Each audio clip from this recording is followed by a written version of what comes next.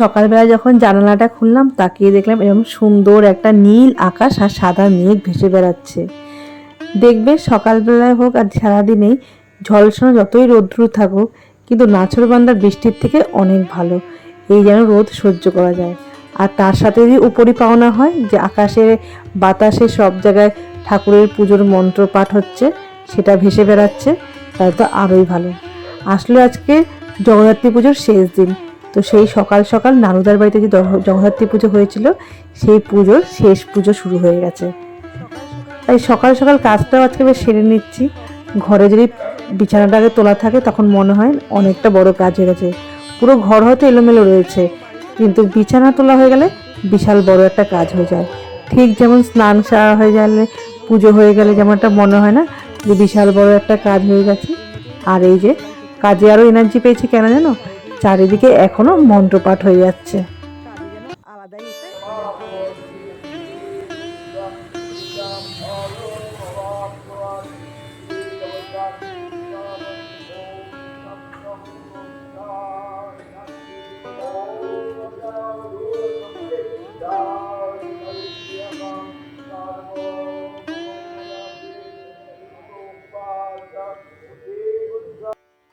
পুরো বিছানাটা কমপ্লিট করে নিলাম গুছিয়ে। আর এই দেখো না, এইটার সাথে যখন ম্যাচিং কোনো ওয়ার পাইনি, তো এটাই আমার ম্যাচিং ওয়ার, কিন্তু এটা না আমার এই ছোটো তাকিয়াটার না, এটা একটা হচ্ছে বড় কোলবালিশের, তাই জন্য হচ্ছে মাথাটা এখন গুটলু বাকিয়ে রেখে দিচ্ছি, দেখি পরে ওটাকে চেঞ্জ করে নেবো। আর আমার এই ছোট্ট বেডরুমটা কিন্তু খুব লক্ষ্মী ঘর। শীতকাল আসলেই প্রথমে মেঝের মধ্যে প্রচুর রোদ পড়ে, তারপর সেই রোদটা আস্তে আস্তে খাটে উঠে যায়, আবার তারপর মাঝখানে পুরো খাট জুড়ে একদম রোদ হয়ে থাকে। এখন অবশ্যই একটুখানি রোদের তেজটা কম বলে অল্প অল্প মনে হচ্ছে রোদ রয়েছে, কিন্তু গরমকালে এক বিন্দুও রোদ ঢোকে না। আর শীতকাল আসলে খুব সুন্দর খাটের উপর রোদ একদম পড়ে, পুরো স্নান করে আরাম করে পা ছড়িয়ে বসলে না, খাওয়া দাওয়ার করে বেশ ভালো লাগে কিন্তু। আর দেখো এখানে এসে দাঁড়িয়ে দেখছি একটা বয়স্ক লোক, প্রায় 60 বছর মতন বয়স তো হবেই, এরকম একটা সিলিন্ডার মাথায় করে নিয়ে যাচ্ছে। খারাপও লাগলো দেখে, কিন্তু কি করবে, ওনার হয়তো কিছু করার নেই, ওনার এটাই হয়তো পেশা বা কাজ কোনো কারণে, যাই হোক। তো আমি এখন এই ঘরে চলে এসেছি। এখন না আমি শীতকাল পড়লে এই ঘরটার দিকে বেশি থাকি, কারণ মানে এই ঘরটায় যে বললাম না হালকা হালকা রোদ পড়ে, তো এখন হালকা রোদ পড়ছে, এরপর বেশ ভালো রোদ পড়বে, কিন্তু একটু স্নান করার পর যখন পাটা মেলে একটু রোদের মধ্যে বসলে কিন্তু বেশ ভালো লাগে। যদিও এখনও সেই পর্যায়ে মানে শীত পড়েনি, তো তবুও আমি এখন এই ঘরটাতে একটু থাকবো, একটুখানি এডিটিং করা বাকি আছে, ওইগুলো করে নেবো। আর অন্য সময় না হলে না ওই সামনের ঘরটা টিভি ঘরে বসে টিভি দেখি, তো আজকাল ইচ্ছা হচ্ছে না, তো এই ঘরটা আসবো। আর এই ঘরটা খুব ভালো, শীতকালে যেমন সুন্দর গরম গরম হয়ে থাকে, আবার গরমকালে হচ্ছে খুব ঠান্ডা হয়ে থাকে। আর আজকে রাতে আমাদের নিমন্ত্রণ ছিল এইখানে, মানে আমাদের বন্ধু পাপাই ওদের পাড়ায় জগদ্ধাত্রী পুজোর খাওয়া দাওয়া ছিল, তো সেখানেই আমরা এসেছি এখন। তো এই পাড়াতে যে ঠাকুরটি মানে করে, এই পাড়ারই একটি ছেলে, তো খুব সুন্দর করে, তো জানি না এবার ও করেছিল, আমি আগের দিনই বলেছিলাম, তো সেটাও জিজ্ঞাসা করিনি, মনে হয় এবার ও আর করেনি। আর বাচ্চা পাটিরা তো এখন খেতে বসে পড়েছে। আমাদের আসলে আস্তে আস্তে অনেকটাই রাত হয়েছিল, তো এসে এই বাচ্চারা খাওয়া দাওয়া শুরু করে দিয়েছে। আর তার সাথে না কি হয়েছে, এখানে আমার এক বান্ধবীর সাথে দেখা হয়েছে। তো এই যে ও আমার বান্ধবী, কিন্তু না ও আমাকে দেখে বলছে যে কিরে চিনতে পারছিস?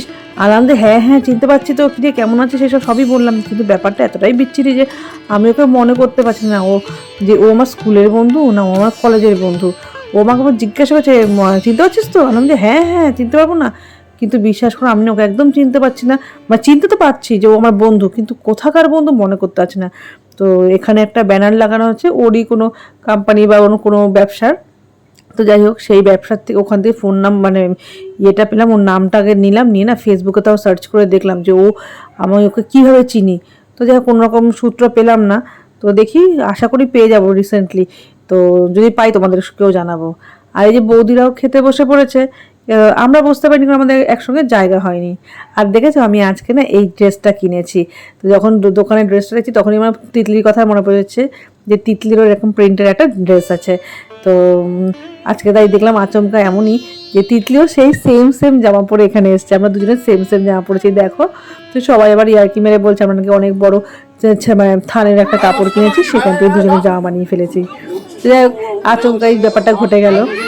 আর এখন আমাদের এখানে সব খাওয়া দাওয়া সব হয়ে গেছে, তো বৌদিরা আগে খেয়েছিল কিন্তু আমাদের জন্য ওয়েট করছিল। তো আমাদের এখানে সবাই হই করে যে কেউ খাওয়া দাওয়া হয়ে গেল, কেউ যাবো না, কারণ হচ্ছে এখান থেকে আমরা খাওয়া দাওয়া করে আমাদের পাড়ার মোড়ে যাব, সেইখানে গিয়ে আরও 10-15 মিনিট আড্ডা মারবো।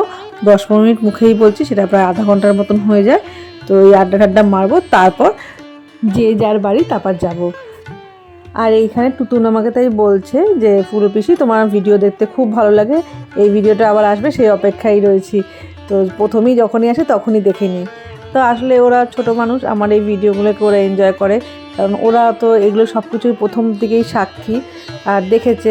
প্লাস এই ভিডিওগুলোতে ছোট ছোট ভিডিও এইগুলোতে ওরাও সামিল থাকে। তো মানে ওরা নিজেদের কী করছে বন্ধুবান্ধবরা সেগুলো সব দেখতে পায়, ফলে সবাই মিলে এই জিনিসটাকে এনজয় করে।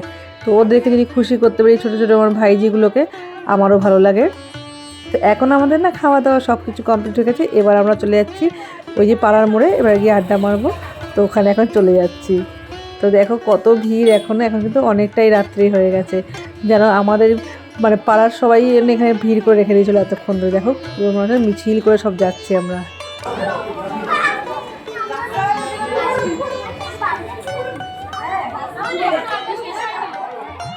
আর ক্যামেরা করতে গিয়ে আমি পড়ে গেছিলাম পিছনে। তো আমি আবার দিদিকে বললাম, এই দিদি আমাকে একটুখানি ক্যামেরা করে দে, ভিডিওতে আমাকেও রাখ, নাহলে তো আমি তো সামিলই হই না, তো সবাই ভাববে হয়তো আমি এই ভিডিওতে নেই। তার জন্য আমি আবার একদম পিছনে পড়ে গেছি। তো দিদি এখন ক্যামেরা করছে, আমি বললাম দাঁড়া আমি এই ভিড়ের মধ্যে হেঁটে যাই, তাহলে আমাকেও একটু ভিডিওটার মধ্যে রাখ। তো আবার দিদিকেও বললাম তুইও চলে যা, তুই আমাকে ক্যামেরা করতে গিয়ে তুইও ভিডিওতে থাকবি না। তো দিদিকেও পাঠিয়ে দিলাম। তো এইভাবেই চলছে এখন। আর এখন ওই যে পাড়ার মোড়ে চলে এসেছি, এখন একটু সবাই মিলে একটু মজা করে নিচ্ছি। আর চলে এসেছি পরের দিন, এটা হচ্ছে পরের দিনের সন্ধ্যেবেলার ভিডিও। তো ওই যে পরপর দুটো পুজো বলেছিলাম না, একটা নারুদার পুজো হচ্ছে আর একটা বাপ্পাদার বাড়িতে। তো এখন নারুদার ঠাকুর বিসর্জন যাচ্ছে, তো দুটো একই মানে পুকুরে যাবে, কিন্তু একটু আগে একটু পরে। তো এই বিসর্জন চলে আসবে, তারপর দেবে বাপ্পাদার বিসর্জন। খুব ভালো লাগে যে বেশ বাড়ির সামনে পুজো হয়, অন্তত এই কটা দিন বেশ আনন্দে থাকি। সুন্দর ওই সকালবেলায় মন্ত্রপাঠ হচ্ছিলো, খুব ভালো লাগছিলো। কিন্তু কালকে সকাল থেকে এগুলো সবই বন্ধ হয়ে যাবে, আবার 1 বছরের মতন চুপচাপ থাকবে, তারপর আবার যে সে আবার আনন্দের দিন ফিরে আসবে। আর এই যে নারুদাদের ঠাকুর চলে গেছে, এখন যাচ্ছে বাপ্পাদাদের ঠাকুর।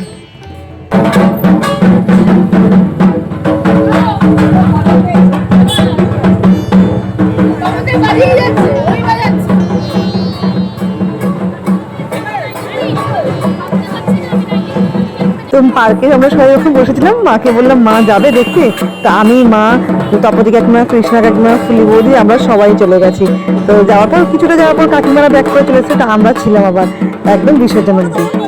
তো আজকে এই বিসর্জন দেখতে দেখতে আমি আমার ভিডিওটা এখানেই শেষ করছি। তোমরা কিন্তু সবাই ভালো থাকবে আর আমাদের জন্য অবশ্যই প্রার্থনা করবে।